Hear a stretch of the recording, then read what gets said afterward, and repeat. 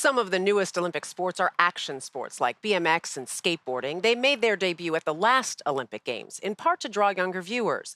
That youthful presence is in the competitors as well. To check out the next crop of potential action sports stars, we paid a visit to a unique camp with a storied legacy. In the central Pennsylvania town of Woodward, about 30 miles east of State College, kids can get the traditional summer camp experience, like a slip and slide and s'mores. But that's not all. The draw at Camp Woodward, 9 action sports, including BMX, scooter, and skateboard. They're like sponges, and they need mentors. General Manager Lisa Pham has been with Camp Woodward since 2006. And when kids come here and they learn how to do the trick on Monday, Tuesday, and they perfect it by the time they get to Friday, Saturday to depart, it's insane. It's amazing. With a large gap in the number of boys versus girls at camp, Pham helped launch efforts to get more girls involved. The number of girls here now as compared to when you started. Can you even describe what that is? No, it's like, it's multiple. How many girls are coming here? How many more pros are coming here that are female and girls in action sports? It's just amazing. So then now these little campers have someone that they can look up to and aspire to hopefully hit that level of Olympics. Skateboarding to me, in a way, is like, it transcends all these barriers. Like Lizzie Armanto, one of the most influential women in the sport, with 3 X Games medals to her name, her very own skate shoe, and even a video game character. In 2018, she became the first woman ever to successfully skate Tony Hawk's 360 loop and competed on the world stage, representing Finland when skateboarding made its debut at the Tokyo Games. Skateboarding has given me so much. And it's places like this, it's X Games, like all those little pieces of it have led to skateboarding going to the world stage of the Olympics. Yeah. And it's such a special thing that like it can open up your world and give you opportunity unlike any other. She recently visited Camp Woodward to lead a clinic. Why do you come back to do this? It's great. The kids, they're so excited. I love it because like kids will come up to me and be like, I want to show you this clip that I got. And you see them make something that they've never done before, and the joy and the sense of self-worth that they have is like so apparent. Armanto started skateboarding in 2007 at age 14, when she and her younger brother began visiting a skate park after school. She went pro in college and won her first X Games medal in Barcelona in 2013. 10 years ago, most of the other women that were professional had other jobs. Yeah. I was able to get a manager, which wasn't a very common thing at the time.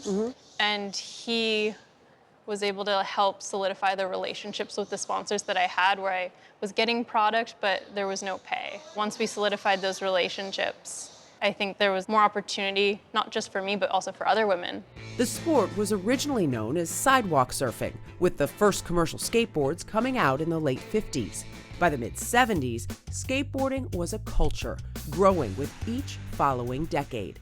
When you were younger, did you notice that you were one of only a few girls? Or You were definitely like, you could feel at the skate park you were the only girl. But it didn't bother you?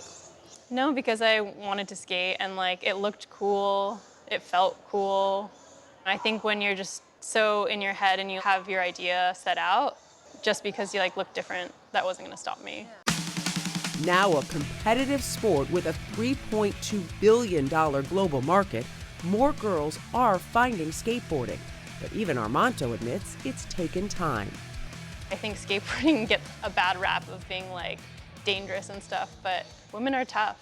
Yeah. And I think, skateboarding, it's also about style, and women have tons of style. Skateboarding is so new. It's such a young sport in the scheme of things. I think we're at the point where it's just ready to be for everyone.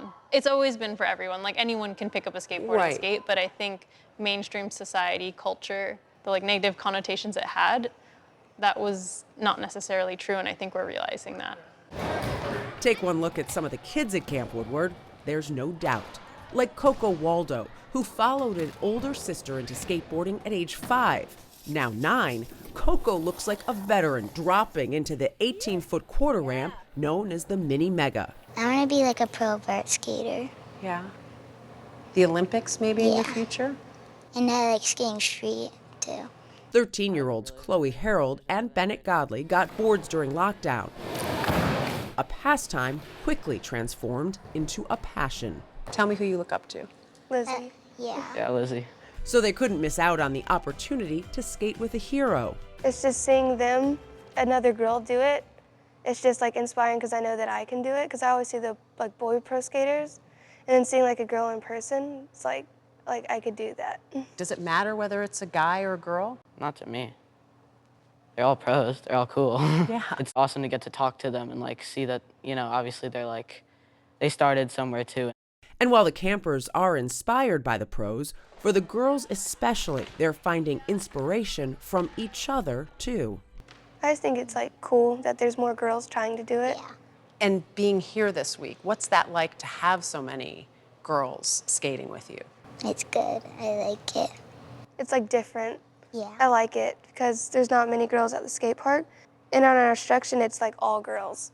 Yeah. So it's like really cool to skate with a bunch of girls other than like a bunch of older teenage boys. Yeah. And whether it's the girls or boys at Camp Woodward, for Lizzie Armanto, ushering in the next generation of skateboarders is galvanizing. Some of these kids, they just are going for it, and they just like make it happen, and you're like, wow, that was incredible, and it's like so invigorating, and that's why I love skating. Yeah. Because there's these moments where there's no way, and then it's possible, and you see it in these kids, and it opens up their whole world, because, you know, if they can do something that like was impossible yesterday, you apply that to any other part of your life, and like you can do incredible things.